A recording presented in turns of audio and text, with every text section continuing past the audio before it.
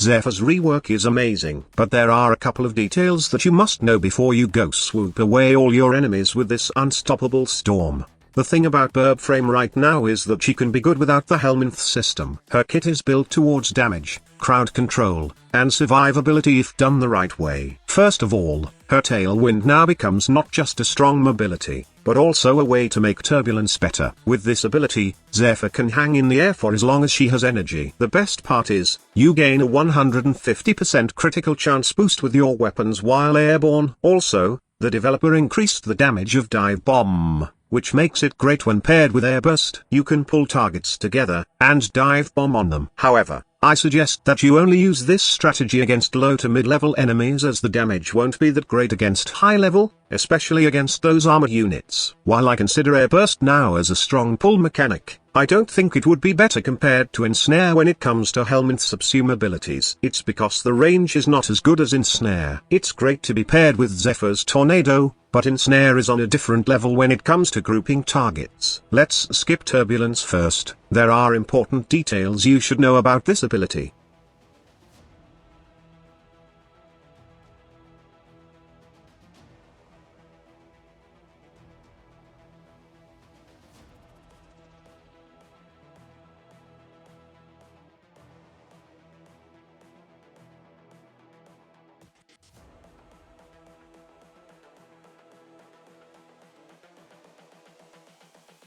This is the future.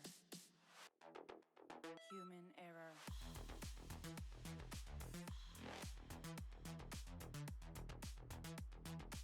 Evolution.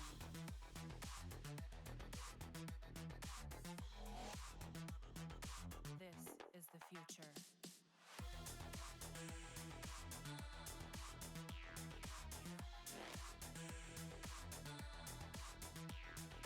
Evolution.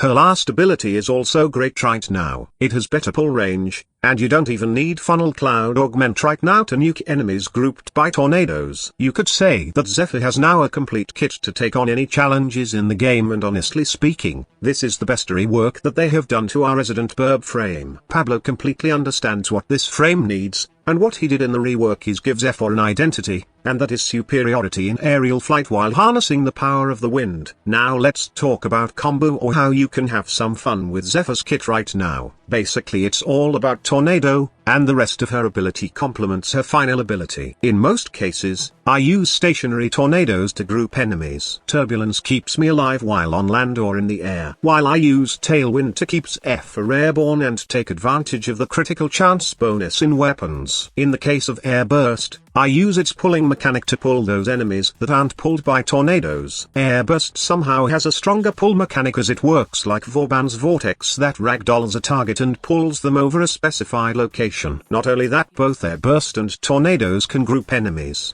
but they are also great when it comes to survivability, and the best part is, the interaction between Tornado and Fulmin can still be applied for some decent nuking damage with tornadoes. If you use this Fulmin build, and fire its semi-automatic fire on Zephyr's Tornado, the tornadoes can deal massive damage to the enemies within the radius. What's more amazing about it is even high-level, heavily armored enemies are no match for this combo. Now, there is a couple of build variations before I ended up with this mod setup. The build I was using first is a max duration and range, with rolling guard and enough power strength to boost the damage dealt by tornadoes. All are going smoothly until I realized one thing. Although projectiles can't go through Zephyr when her turbulence is active, I forgot the fact that status like Slash and Toxin does somehow bypass turbulence. It's kind of weird since the bullets that are fired by enemies will cause the Slash proc, and since projectiles can go through turbulence, then Slash shouldn't even affect Zephyr, right? Well, that's not the case. The thing is, when a slash proc, then it will bypass turbulence and will be considered as damage. This is the main weakness of relying on turbulence for survivability. Also, it's weak against melee attackers and blast damage. But that can be taken care of by the new mechanic of Tailwind, which lets us hang in the air as long as we have energy. You can do a damage mitigation setup for Zephyr, to somehow mitigate slash damage by simply adding aerodynamic in your aura slot, aviator in the Exilus mod, and then adaptation.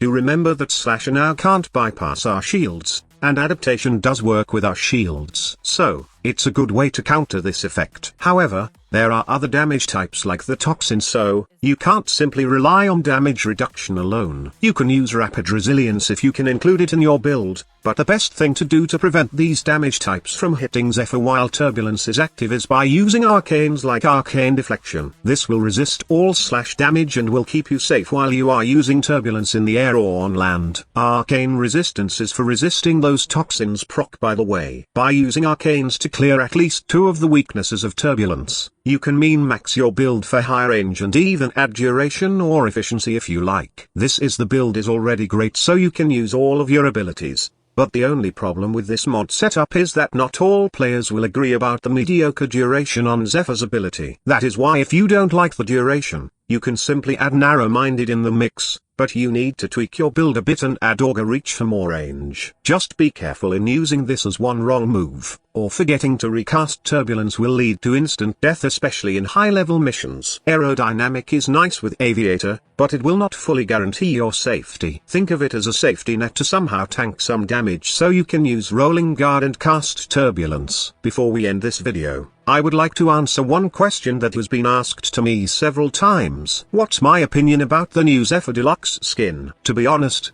the default colors look like crayons or even a colorful Power Ranger who got lost in the void. I did not like the design of this skin at all at first glance, but if you give it the right colors, it will somehow look amazing. I dig the theme of a mechanical burb, and it's great with a platinum orange color combination. It's also great with a black themed Harrier Zephyr. It may not stand out against other deluxe skins, but it's sure is unique and can be good to the eye if fashion framed well. The best part of the bundle, however, is the operator costume and the new skin for our orbiter. The operator costume looks futuristic, but I don't like the big jacket. I see an operator fashion frame like this in one Facebook group I'm a member of and tried the corporate asset. To my surprise, it looks really amazing in game and it pairs well with the orange, white and black theme. The orbiter skin is nice, but I find it too small on the loading screen. I hope that Digital Extremes will make it bigger like the normal orbiter. If you want to try out the fashion frame I'm using, then I will just show you the things you need after this break. Thank you so much for watching. I hope to see you in my next video. Squad Leader signing off.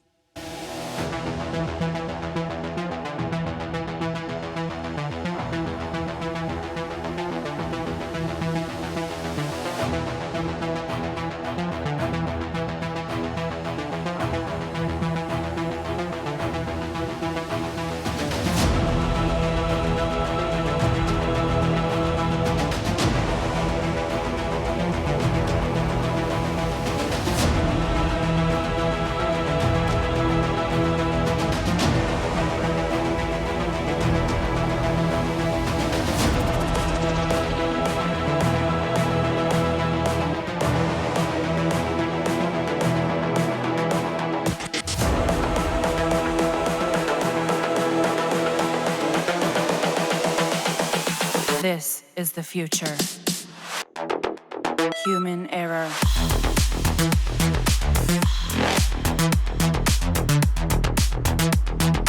Evolution.